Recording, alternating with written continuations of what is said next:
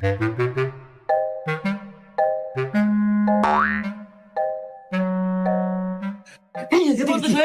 Loan না? হ্যাঁ, কিস্তি সাহেব এসতেছে।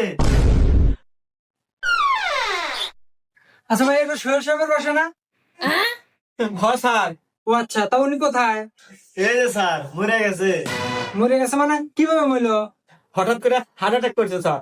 ইস, তা ওনার ফ্যামিলিতে কেউ নাই?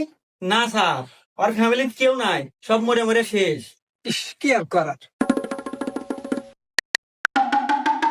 হ্যালো স্যার, ওই যে মিস্টার সোহেলের নামে যে আমাদের ব্যাংক থেকে 10 লক্ষ টাকা পুরস্কার ঘোষণা করা হয়েছিল, ওইটা ক্যান্সেল করে দেন। উনি মারা গেছে, আর ওনার পরিবারেও আর কেউ নাই।